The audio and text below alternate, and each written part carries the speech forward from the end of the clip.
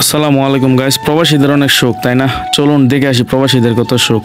12 ঘন্টা ডিউটি করার পর তখন আরেকটি টেনশন চলে আসে যে রান্না করে খেতে হবে, ঠিক আছে? তাই খাবারের জন্য চলে গেলাম বাকালায় গিয়ে সবজি নিলাম। সবজি নেওয়ার পর তারপর চলে যায় ফ্রিজের কাছে। ফ্রিজে গিয়ে তখন মুরগি নিতেছি, যে আজকে মুরগি খাবো, তাই মুরগি নিতেছি 4 পিস। অনেক ঠান্ডা ছিল মুরগিগুলা। তো সব কিছু সবজি নেওয়া শেষ, মুরগি নেওয়া শেষ, সব কিছু টুকিটাকি যে বাজারগুলো লাগে সেগুলো নিয়ে নিলাম। দেন এখন চলে যাব ক্যাশ কাউন্টারে, ঠিক আছে? ক্যাশ কাউন্টারে গিয়ে কী কী নিছি এগুলোর হিসাব হবে। দেন হিসাব হওয়ার পর ক্যাশ কাউন্টার বাগালা থেকে এখন বেরিয়ে যাব, ঠিক আছে? সো বাগালা থেকে বেরিয়ে রুমের উদ্দেশ্যে রওনা দিলাম। রুমে যাইতেছি, ঠিক আছে? সো এখন রুমে যাব, রুমে ডিরেক্ট গিয়ে কিচেনে যাব।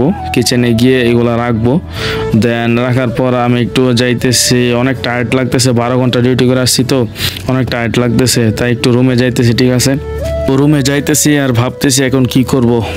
অনেক টায়ার্ড লাগতেছে, যদিও কি করব ভাবতেছি।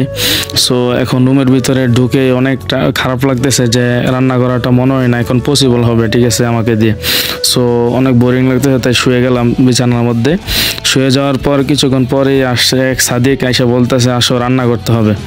তো খাবার যেহেতু খেতে হবে, রান্না তো অবশ্যই করতে হবে। একজন চাউল নিতেছে, আরেকজন এখন সবজি কাটতেছে, আমার ভাগনা দিক দিয়ে সবজি কাটতেছে। দেন আমিও তারে হেল্প করতেছি সবজি কাটে, ঠিক আছে, যে আমিও তোমাকে হেল্প করি, আমার কাছে দাও।